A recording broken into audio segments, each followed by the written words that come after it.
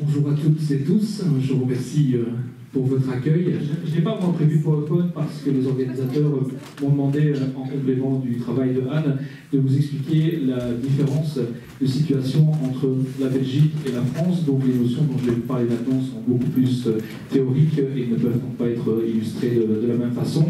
En outre, donc, moi je suis président de l'association Aliments en Péril, qui est tout à fait complémentaire de l'association Gaïa. En fait, on travaille main dans la main en Belgique ensemble depuis pratiquement 25 ans finalement. C'est vrai qu'on est complémentaires dans le sens où Gaïa ne gère pas de refuge et fait tout le travail remarquable qu'Anne vous a présenté. Depuis de nombreuses années, c'est devenu vraiment une association qui montre l'exemple, bien sûr, au niveau belge, mais au niveau international aussi. Les exemples qu'elle vous a montrés aujourd'hui ne sont qu'une partie de son travail, et c'est ce qui fait que le débat est rentré dans l'hémicycle au plus haut niveau, et ça, on en parlera un petit peu tout à l'heure, justement, par rapport à cette différence de culture et cette différence de traitement pour le monde politique vis-à-vis de la protection animale en Belgique. Mais le travail de notre association, c'est surtout la maltraitance spécifique, la maltraitance au quotidien. C'est-à-dire que nous gérons des refuges spécifiquement pour chevaux et animaux de ferme. Et donc nous sommes en permanence sur le terrain pour sauver les animaux qui sont maltraités par leurs propriétaires, en collaboration bien sûr avec les autorités administratives et judiciaires. Voilà, mais je ne vais pas parler de ce travail-là aujourd'hui, je vais parler des différences notoires sur le terrain, puisque c'est finalement ce qu'on m'a demandé. Alors au niveau, donc il y a trois aspects, il y a l'aspect politique, il y a l'aspect législatif, et puis il y a le travail de terrain, qui est lié évidemment au travail judiciaire. L'aspect politique, Anne nous en a beaucoup parlé, mais je reviendrai toujours dans le cadre de ces différences, parce que effectivement les situations qu'Anne vous a présentées, qui ont évolué en Belgique, que ce soit sur les zoos, les animaux de cirque, sont des choses tout à fait spéciales, mais si elles ont pu être aussi, se passer de cette façon-là et évoluer dans un cadre finalement qui n'est pas lié à la confrontation, c'est grâce à un outil dont nous disposons en Belgique qui n'existe pas malheureusement chez vous en France, qui s'appelle le Conseil du bien-être animal. Alors jusqu'il y a peu, il n'y en avait qu'un seul, puisque le bien-être animal était régi par l'État fédéral, donc national. Maintenant, effectivement, en principe, il va y en avoir trois. Il y en a un en Wallonie qui va être mis en place dans les semaines qui viennent. Nous en ferons partie. La Flandre s'est déjà engagée à le mettre sur pied aussi. Et pour Bruxelles, ce n'est pas sûr encore, mais en principe, il devrait également suivre. Alors, qu'est-ce que finalement le Conseil du bien-être animal? Comme son nom l'indique, en fait, c'est un outil qui sert à conseiller. À conseiller qui? Il va conseiller le ministre compétent. C'est un outil consultatif.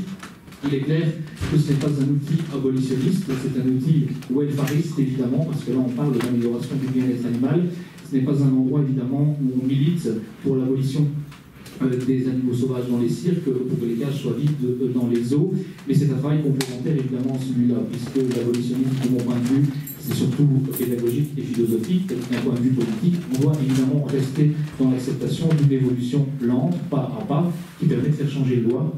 Et du point de vue de l'animal, c'est évidemment pas opposable à l'abolitionniste, en tout cas c'est mon point de vue, parce que du point de vue de l'animal, en attendant que sa cage soit vide, je dis bien en attendant, c'est toujours mieux évidemment que celle-ci soit plus grande et bénéficie de meilleurs équipements. Tout comme un prisonnier qui serait condamné à 15 ans de prison préférerait dans une cellule moins inconfortable qu'une cellule tout à fait pourrie. Enfin voilà, on pourra en discuter après si vous voulez, mais toujours est-il que ce Conseil du bien-être animal est un outil finalement de paix sociale entre des associations comme les nôtres, politique, parce que le principe c'est quoi? C'est de réunir autour de la table des gens du secteur, les protecteurs des animaux, ce que nous sommes évidemment, mais aussi les gens du secteur, à la fois les services vétérinaires, les producteurs, donc c'est-à-dire les agriculteurs, les représentants des fédérations de marchands d'animaux, donc vous voyez, on se trouve autour de la table avec toute une série d'ennemis, les représentants scientifiques aussi évidemment, et bien entendu l'administration. Mais quel est le rôle de ce Conseil du bien-être animal? C'est de trouver en fait des consensus justement entre ceux qui veulent beaucoup, comme nous, et ceux qui veulent absolument rien faire. Le but est d'obtenir effectivement des avancées, mais qui font compromis. Et à partir du moment où on arrive à obtenir ça, eh bien le groupe politique, pour lui c'est très très facile, parce que justement, il se base sur cet avis du Conseil du bien-être, qui fait consensus entre les différents acteurs, qui pourtant s'opposent, et c'est ce qui permet de faire évoluer la législation de faire agrandir les cages, d'éliminer certaines espèces des listes positives de détention d'animaux par les particuliers, par exemple. Enfin, je vais vous en citer quelques exemples juste après. Mais l'intérêt de ça, évidemment, c'est qu'on arrive en Belgique, et c'est la grande différence justement avec la France, parce que vous nous connaissez, je pense, nous venons régulièrement et soutenir nos amis français, particulièrement vis-à-vis de la corrida. On est souvent représentés et régulièrement demande, mais finalement, pourquoi vous ne manifestez pas en France et vous le faites si peu en Belgique? Et bien, la raison est simple, c'est qu'en Belgique, on doit finalement manifester peu. Vous avez des exemples où c'était vraiment nécessaire. On était dans cette politique d'opposition et de contestation dans les années 90, mais ça a changé grâce entre autres à l'outil dont je vous parle, parce que justement, on arrive à avancer sans devoir être dans cette contestation grâce à ces outils qui sont absolument fantastiques. Et pour le politique, ça permet justement une espèce de parapluie de se dire, ben voilà, moi je propose cette loi, il n'y aura pas de contestation, parce que même s'il y en a, l'ensemble du secteur était représenté, et finalement, c'est un véritable outil de paix sociale.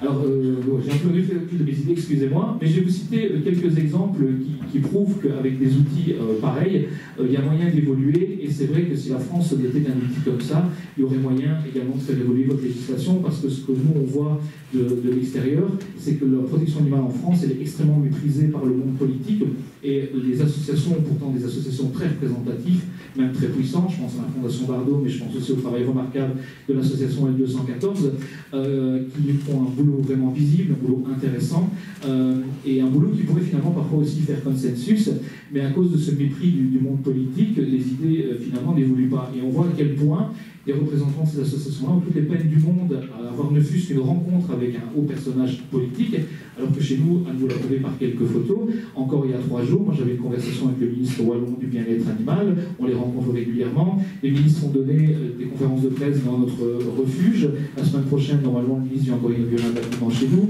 Vous avez vu les 3 ministres invités chez Gaïa devant une assemblée de 600 ou 700 personnes.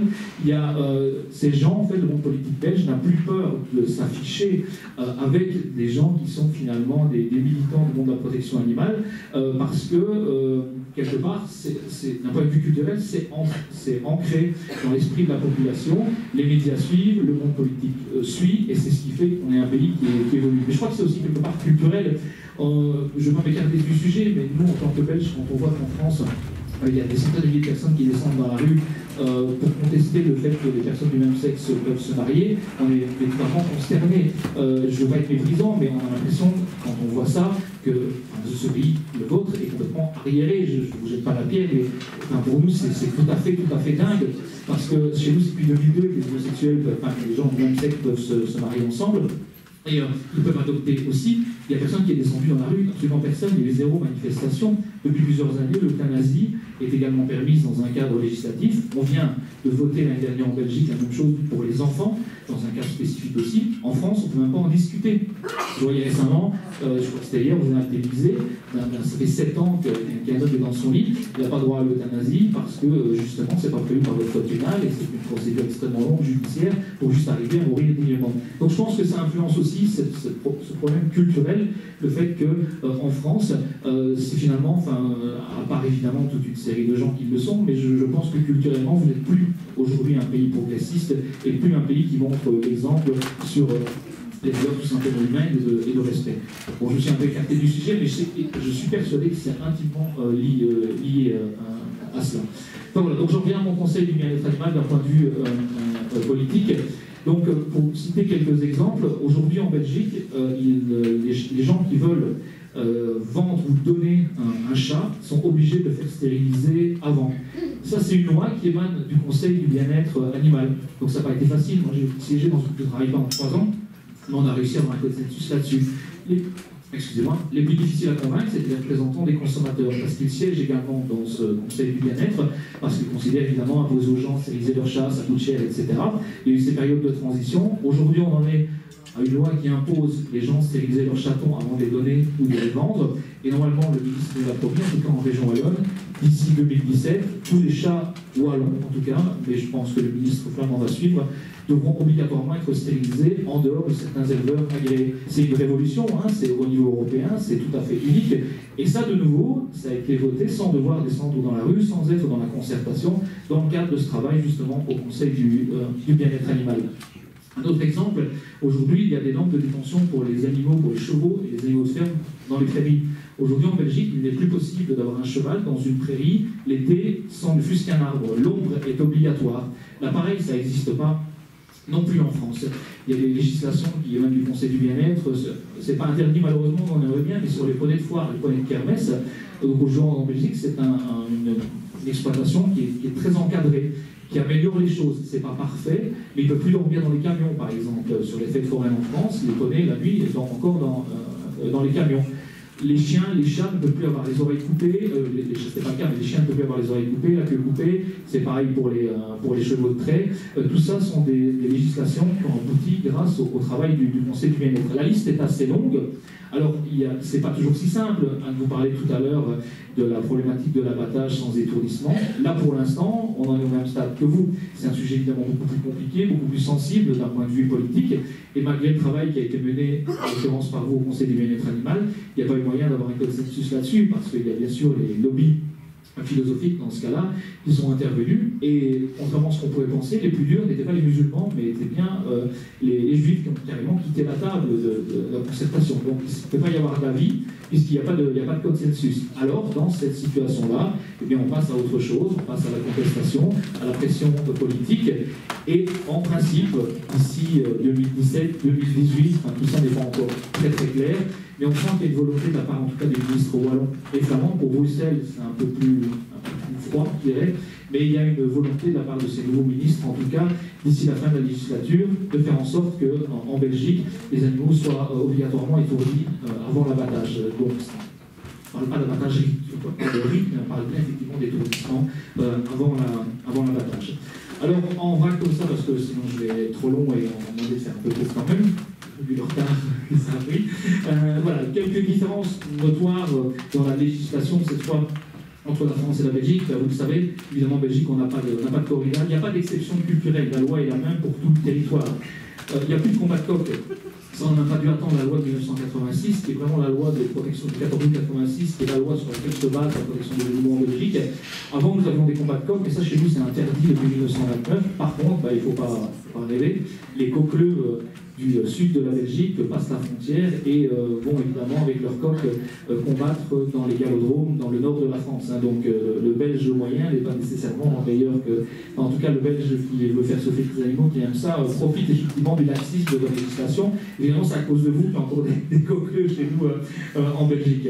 Les animaux sauvages dans les cirques, Anne vous en a parlé, les normes dans les zoos. La vente des animaux de compagnie, ça c'est vraiment important, et là on est vraiment en avance aussi au niveau belge, c'est qu'aujourd'hui, il n'est plus possible de vendre des animaux de compagnie dans les lieux publics, sur les marchés. Même par exemple, vous avez ces fameuses foires aux chiots, le salon du chiot. Tout ça, c'est pas possible chez nous en Belgique.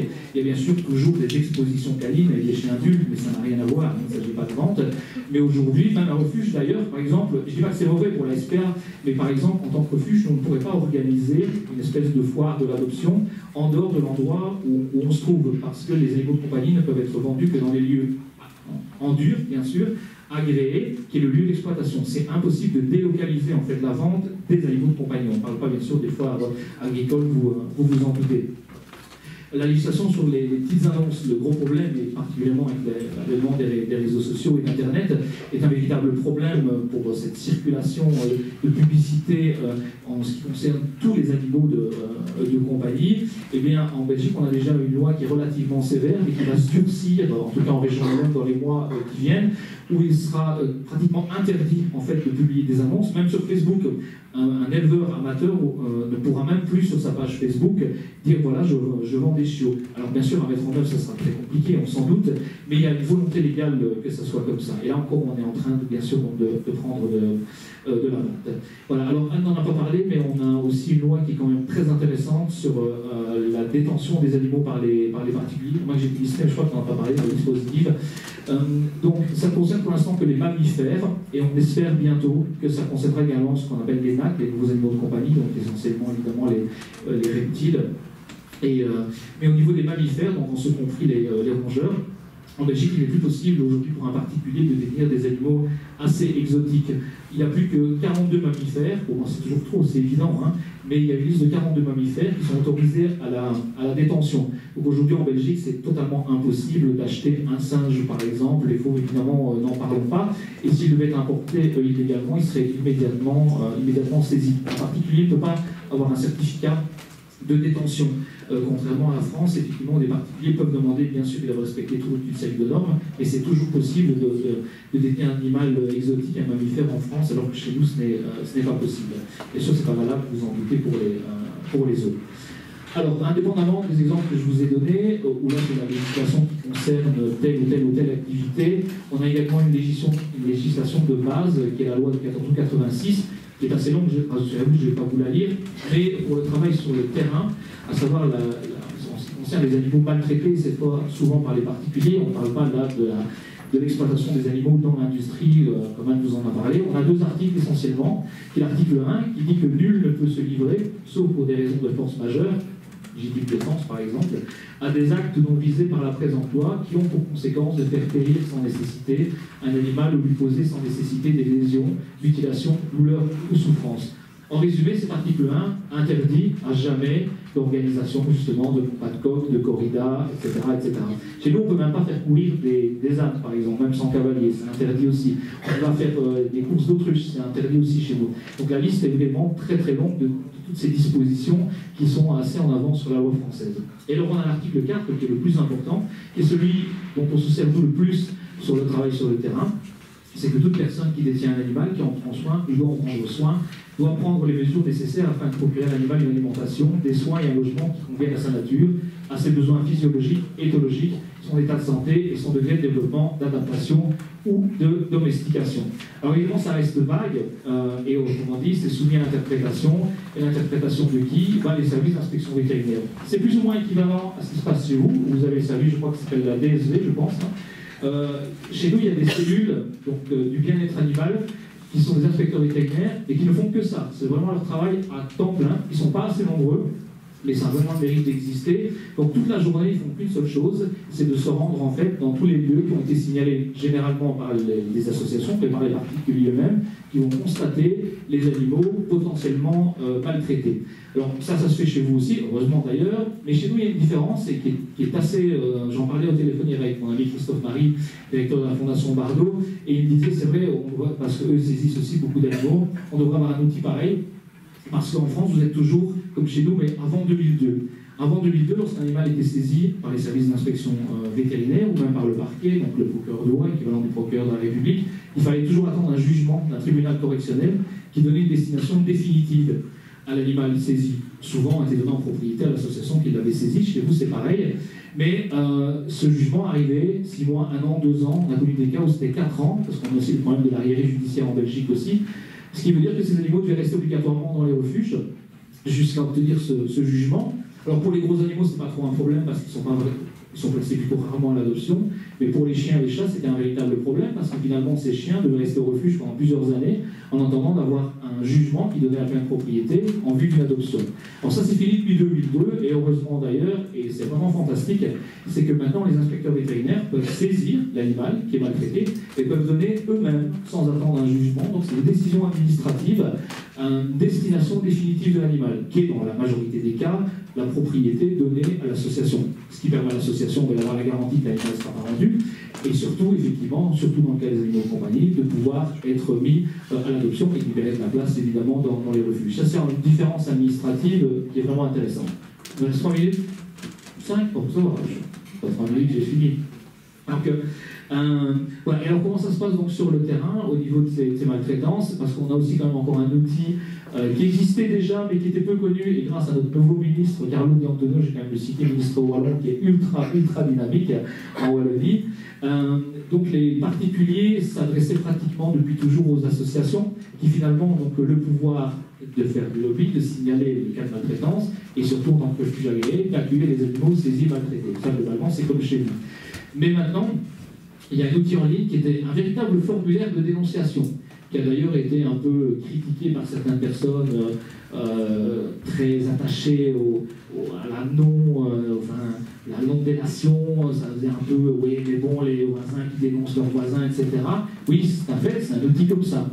Mais en même temps, pour l'animal, c'est peut-être un bien que ça existe. Donc c'est assez simple. Vous allez en ligne sur le site du ministère de l'Environnement et du Bien-être Animal wallon. Vous avez un formulaire de dénonciation d'animaux maltraités. Donc les gens peuvent remplir en ligne un formulaire en disant à tel endroit, il y a un animal maltraité, et ils ne sont même pas obligés de se faire connaître. Ils doivent se faire connaître, mais leur identité, la confidentialité de leur identité est gardée. Alors c'est assez miraculeux parce que depuis le 1er janvier, je l'ai appris cette semaine d'ailleurs par le ministre lui-même, il y a déjà eu 1000 cas, 1000 formulaires remplis depuis le début de cette année. Alors c'est sûr, c'est aussi un outil qui permet à n'importe quelle personne d'emmerder son voisin, c'est évident. Mais en même temps, ça permet aux gens d'oser dénoncer ce qui se passe, et quand ça permet de sauver des animaux, bah finalement c'est pas si mal, même si c'est vrai que ça reste un peu particulier. Parce que beaucoup de gens avant n'osaient pas non plus prévenir la police, et c'est pour ça qu'ils avaient tendance à passer par des associations, mais ils n'osaient pas toujours nécessairement le faire. Donc ça c'est une différence qu'on a aussi avec la France. Alors au niveau judiciaire, bon, je vais quand même terminer par une note positive pour vous, cette fois, parce qu'on n'est pas les meilleurs pour tout, c'est évident. C'est sur l'aspect judiciaire, et je conclurai avec ça. C'est que tout ce que je vous ai dit jusqu'à présent, c'est plutôt positif. Mais par contre, en aval de tout ce que je viens de vous dire, il y a un vrai problème, parce que déjà, les condamnations qui sont prévues lorsque vous maltraitez les animaux sont beaucoup plus faibles que chez vous. Chez vous, on risque jusqu'à 30 000 € d'amende et 2 ans de prison. En Belgique, c'est seulement 11 000 € d'amende maximum, et encore, ça c'est en cas de récidive, et jusqu'à 6 mois de prison et 1 an en cas de récidive. Autrement dit, en Belgique, alors que chez vous c'est déjà arrivé, jamais personne n'a été en prison parce qu'elle a maltraité un animal, étant donné qu'en dessous de 3 ans, parce que nos prisons sont aussi pleines, et à partir du moment où vous n'êtes pas condamné à plus de 3 ans de prison, vous ne prestez pas. Donc ça c'est un peu dommage, on réclame effectivement, surtout pour les actes de cruauté gratuite, que la loi soit plus sévère. Mais de toute façon, ça ne sert quand même pas à grand chose, parce que malheureusement, autant les dynamiques vraiment exceptionnelles d'un point de vue politique, autant la dynamique judiciaire elle est quasiment au point mort. Nous, en tant qu'association de protection animale qui accueillons tous les animaux maltraités, on se constitue systématiquement en partie civile contre les propriétaires malveillants. Dans l'immense majorité des cas, les parquets, comme l'équivalent du procureur de la République chez vous, classent les affaires sans suite. Alors ce que nous faisons, c'est ce qu'on appelle les citations directes, je vais rentrer dans les détails, après on aura un avocat, peut-être qu'on en parlera. Ça défonce évidemment notre action, mais en plus, même quand on arrive à faire condamner, malheureusement les juges sont extrêmement indulgents. Et avec les multirécidivistes aussi, alors qu'ils ont un outil qui existe, qui est l'article 40 de la loi de 86, qui précise qu'un juge peut condamner une personne à une interdiction temporaire ou définitive d'une ou plusieurs catégories, voire toutes les catégories d'animaux. On l'obtient parfois, cette condamnation, mais c'est assez rare. Parfois c'est surréaliste, c'est que dernièrement, nous avons réussi à faire condamner un personnage chez qui nous avions saisi des chevaux. Le juge a estimé qu'il fallait faire application de l'article 40, mais il a limité l'interdiction de détention aux poules et aux chiens. Chercher l'erreur, alors que ce gars avait encore des chevaux. Donc parfois aussi chez nous c'est ridicule, parfois aussi chez nous c'est absolument lamentable. Malheureusement, les ministres du bien-être animal ont peu de pouvoir, parce que c'est la séparation des pouvoirs, c'est pas le même ministère, la justice en plus dépend toujours du fédéral et non pas des régions, et le ministre du bien-être animal est également ministre de l'Environnement, mais pas ministre de la Justice. Donc c'est là que le bas blesse vraiment chez nous.